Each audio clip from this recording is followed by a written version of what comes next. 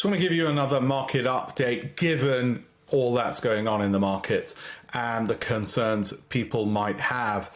Obviously, with whether we're going to bottom out in the market, is it likely to reverse? Are some of the gains that they've made recently about to vanish away?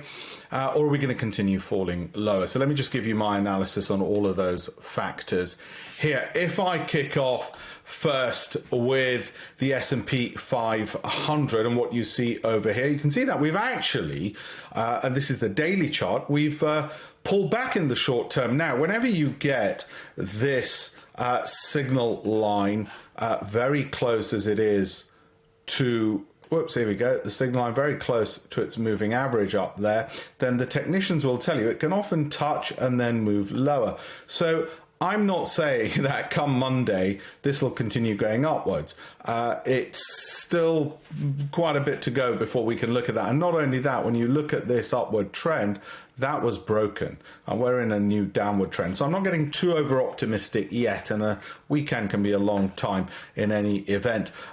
What can be helpful in those circumstances is to look, of course, at the monthly chart. If we look at the S&P 500 monthly chart, you can see we've still got some downward pressure over there. Whenever you get that, again, the solid momentum line here getting close to its moving average, you can get a bounce off it. So that could work in our favor. In that, yes, we're about to turn around. Not really lots of clarity there, is there? One thing's for sure, the clarity is that we're not falling off a cliff as things stand at the moment. If you ask me to put my money where my mouth is, I'd say it's definitely not a case of sharp falls. We'll see what happens after the weekend. But it's a bit more optimistic than it looked a week ago. That's what I'd say. It's a bit more optimistic than it looked a week ago. With the NASDAQ, of course, we had nice moves up. Again, some of you might say, well, that gap's going to close lower and it's going to move lower come next week. And it may well do that after a little bit of exuberance over the debt ceiling. People look back and they say, oh my God, debt ceiling, maybe it wasn't such a good thing after all. Do we get any clues by looking at the monthly chart here? Again, it's going sideways. It is dipping a bit lower. I'd say I'm a bit more confident than I was at the start of last week, but we are way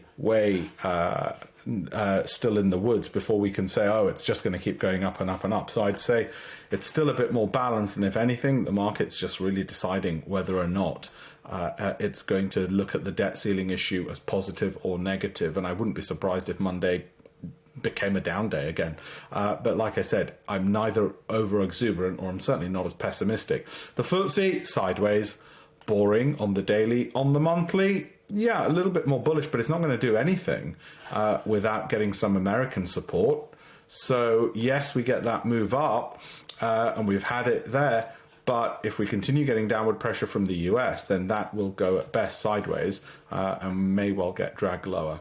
Okay, so in summary, I'm not as pessimistic as I was a week ago. We're certainly not clearly bullish, that's for sure. We'll see what happens over the weekend. I certainly wouldn't be surprised if we got a bit more of a negative tone into Monday, I'm afraid. So sorry I couldn't give you more clarity. I always feel like a weatherman saying, yeah, there's going to be some rain and some sunshine. I'm afraid that's the way it does look.